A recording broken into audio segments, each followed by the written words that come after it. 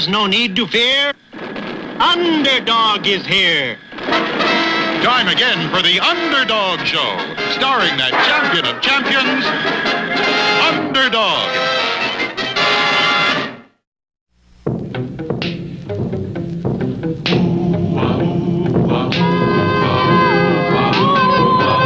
When criminals in this world appear and break the laws that they should fear and frighten all who see or hear, the cry goes up both far and near for Underdog.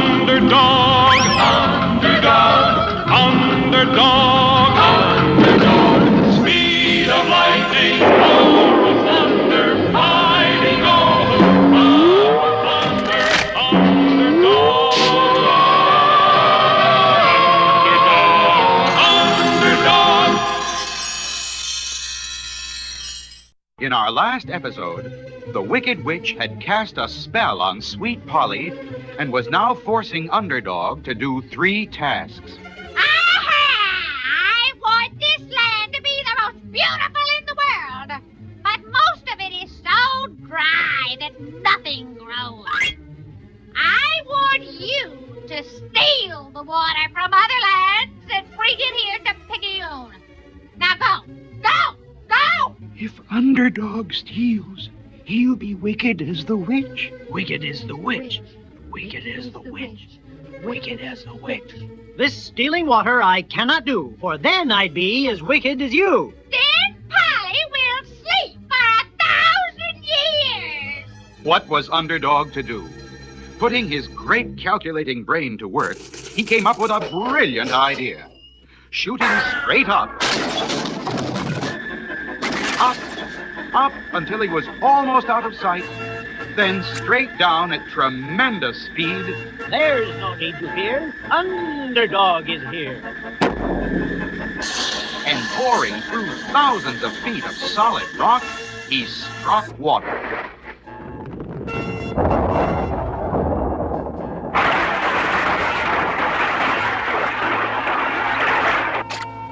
Here's plenty of water, it would seem, to make this dry land fresh and green. But now for the second task. I want to make this land the richest in the world. Go steal all the diamonds from every country. If he steals diamonds, he'll be wicked as the witch. Wicked is the witch. Wicked as the witch. Wicked as the witch. Stealing diamonds I cannot do. Then I would be as wicked as you. Very well. Then I won't wake Sweet Pie. If you don't do what I say, she'll sleep for 1,000 years. A difficult problem. But once again, Underdog put his great brain to work and soon had a plan. Leaving the castle, he hurried to a local coal company and, using his amazing strength, squeezed each lump of coal until it turned into a diamond.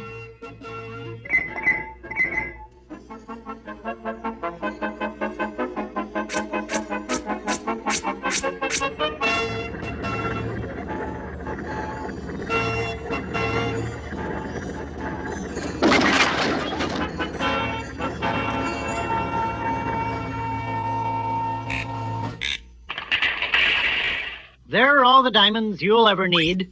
I hope they satisfy your greed. Good. Good. Aha! And now there's one more task left to do. I rule the greatest land.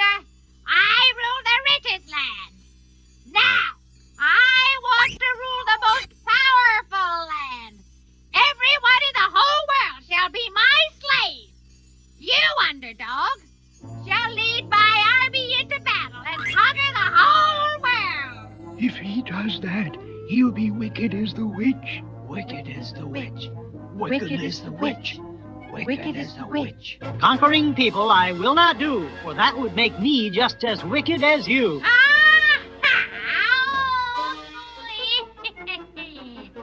Then Polly will sleep for 1,000 years, for only I know how to wake her. Alas and alack, my duty is clear. I must spare the world and leave Sweet Polly here. Can it be?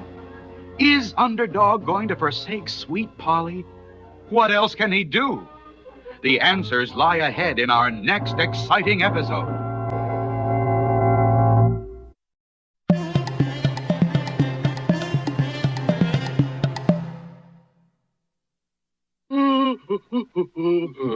What you do? Paint 'em picture? Colonel. You play 'em joke on Colonel? Treasure. Oh, him think 'em treasure map, then him get fooled. Oopie doopie, you genius. Brains, Sergeant, brains. If we want to catch those Indians, we'll just have to use our heads. That's sure enough using your head. Look, Sergeant, there's Indian writing on this rock. It's a map. It must be the map of the lost treasure of the Gopher Indians. A fortune in gold. I can't make head and tail out of this map. We'll find some friendly Indian who can. The only Indians around here are the Gophers, and they ain't exactly friendly. Nonsense, Sergeant. Look there. And he's carrying a sign. It's Indian map reading, a specialty. Bully! Just what we need. I'd be careful, Colonel. He looks mighty like a gopher to me. Oh, nonsense. Gophers are short. This Indian is tall. You there. Can you read this map? Map say... Take this down, Sergeant. Walk 'em north 5 miles, turn 'em to sunset, walk 'em 10 miles. This cliff sure is getting mighty steep. Think of the treasure at the end of the trail. Sure enough, looks like we're coming to the end of the trail right now.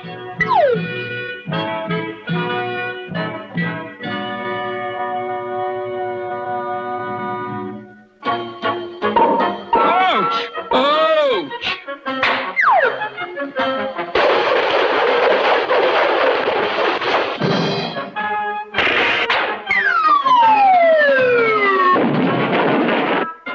Where to next, Sergeant? Directions say cross the river and climb that tree, and then the treasure you will see. Bully! Bully! Here's a handy raft. Begging the Colonel's pardon, but that current looks mighty swift. Nonsense, Sergeant. Now follow me. Ready? Push off. We'll head straight for that tree.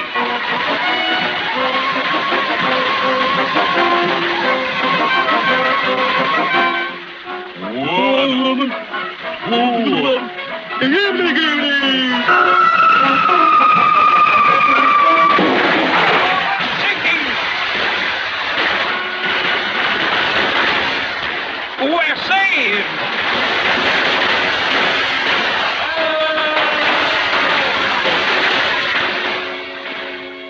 Well, we've made it at last, Sergeant. There's the tree. Up we go.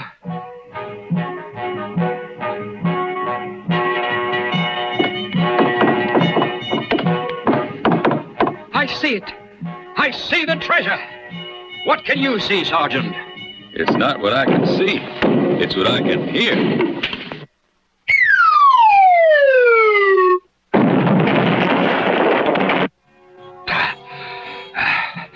There it is, Sergeant. The treasure. Open it. But it says, do not open until Christmas or you'll be sorry. Nonsense. Regulation 607 expressly says colonels can open presents before Christmas. Don't miss our next adventure. It ought to be a real treasure.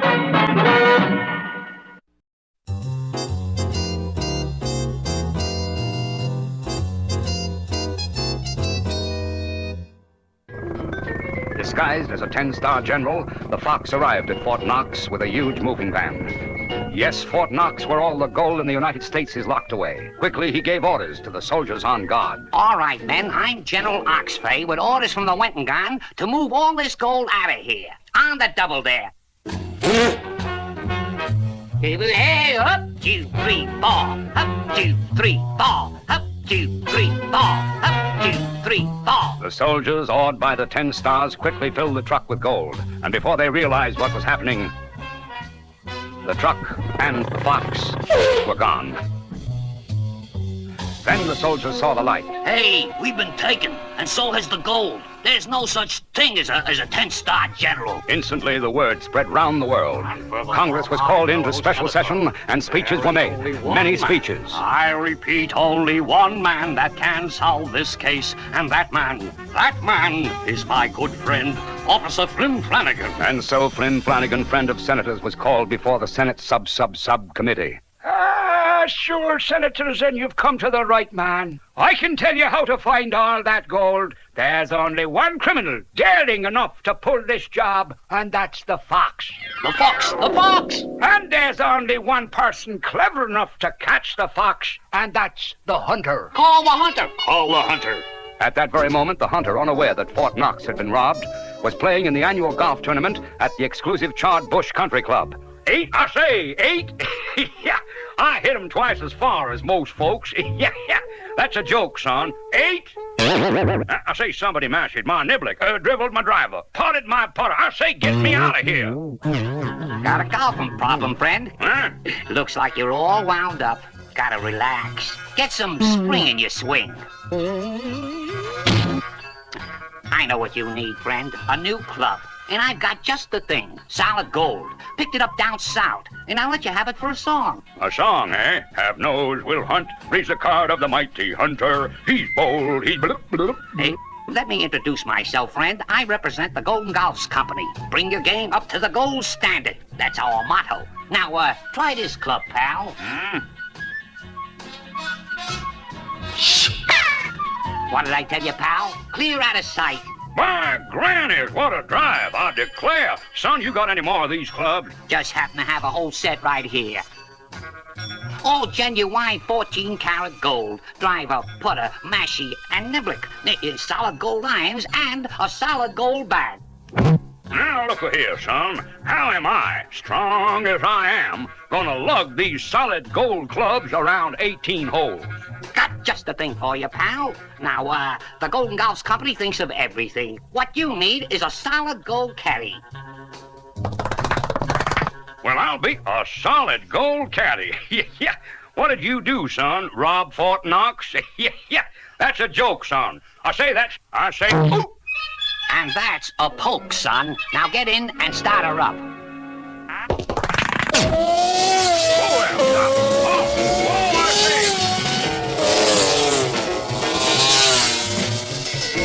Look out, you fool!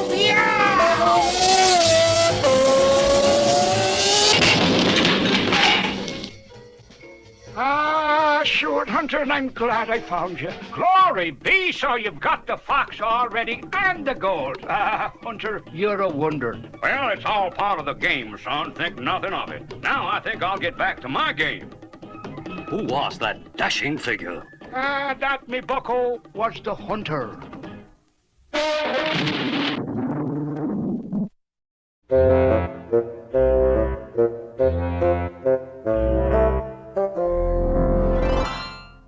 Boola boola, boola boola, rah rah, sis boom ba, hit him down low and hit him up high. Fight, fight, fight, 18. My, Tudor, aren't we under good spirits today? Where have you been, my boy? And what have you been doing? I've been to a football game, Mr. Wizard. The Golden Valley Galoots versus the New York Knuckleheads. Oh, what a game. And that's what I come to see about. I sure would like to be one of them professional football players. Going out for a pass. Out! But, my boy, professional football players is a big fellas. Weighs maybe 300 pounds. And you's just a little turtle boy. You would be squashed. Why not try as a ping pong or maybe croquette? Come on, Mr. Wizard. What I lack in size, I make up in speed. Very well, if you're so determined. It's the big game between the Tudor Towers and the Blackie Barkers. One of the most exciting moments in the game is the kickoff. The two teams line up at each end of the field, and then the Barkers kicks off the ball to the Towers. Then the sure-fingered quarterback on the Towers team catches the ball. I say, he catches the... He finally catches the ball, tucks it under his arm, and goes charging up the field. Once they had possession of the ball, they would begin the slow but steady march up the field. First, the clever quarterback calls for the center line plunge. 42, 38, 11-9, hike! Sometimes the Barkers line was so solid, it was running into the stone wall. Then the shrewd quarterback would call for the end run. 1 potato, 2 potato, 3 potato, hike! When the going on the ground got too rough, the smart quarterback took to the air for the forward pass. Running way down the field, he would leap high into the air to catch the ball. Many touchdowns was made this way. Every professional football player knows many tricks to use for the plays that will fool the other team, like the famous Statue of Liberty play. Here, one player would pretend to throw the forward pass, but instead, his teammate would sneak around and take the ball. This was always good for a few yards, one way or the other. Sometimes the smart quarterback would call for the double wing, single wing, tailback, triple reverse. This was meant to confuse the other team, which it did, but it also confused a few other people. Another favorite trick of the professional footballer was the hidden ball trick. One man would get the ball, then they would pass it around so that the other team would not know who had the ball. Then they would run for the touchdown. Okay, now, where's that there ball? Ball? I thought you had it. And I thought you had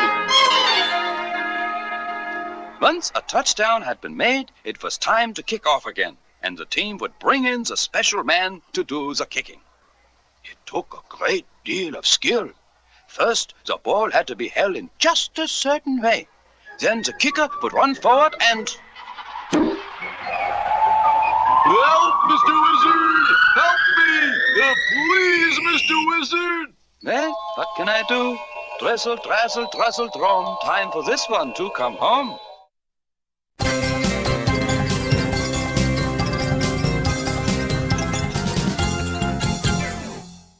In our last episode, the Wicked Witch had told Underdog that unless he helped her conquer the world, she would not break the spell she had cast on Sweet Polly. And Underdog refused. Alas and alack, my duty is clear. I must spare the world and leave Sweet Polly here. So, you refuse, do you? Then Sweet Polly will sleep for 1,000 years. Are you going to leave her? I must leave Polly, but before I do, I intend to really take care of you. That's what you think!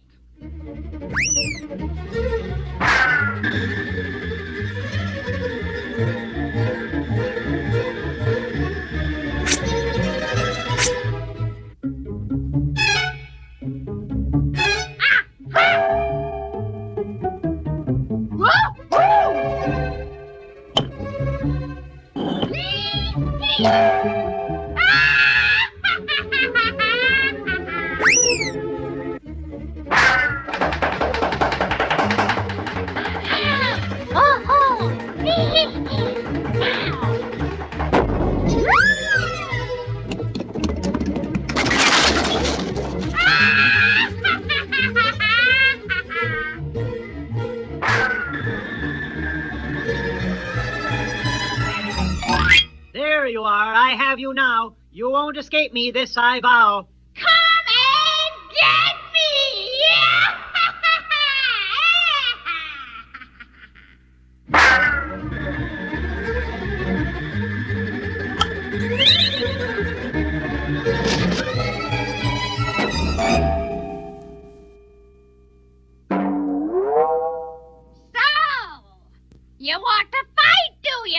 Well, fight these!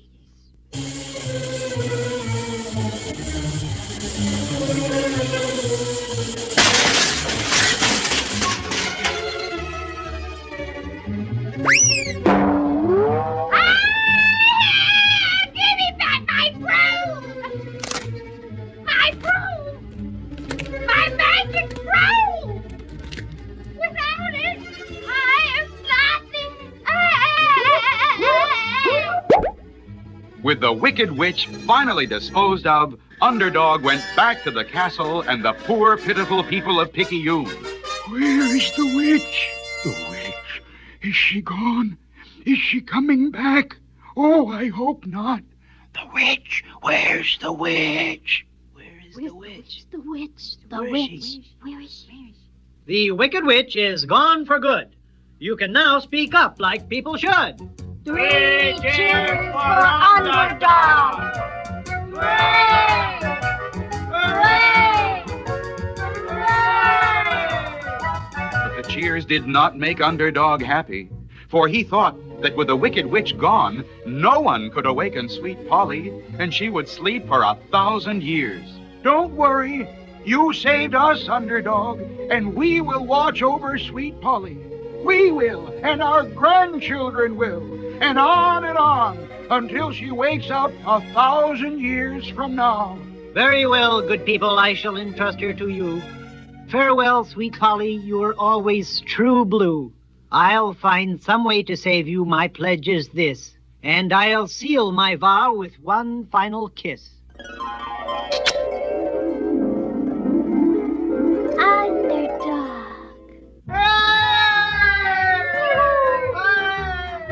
Just as the Wicked Witch had said, and Underdog had unknowingly vowed, his hero's kiss had broken the magic spell. And amid the cheers of the Picayunes, Underdog picked up Sweet Polly and carried her home. What new adventures await her? Don't miss our next exciting episode.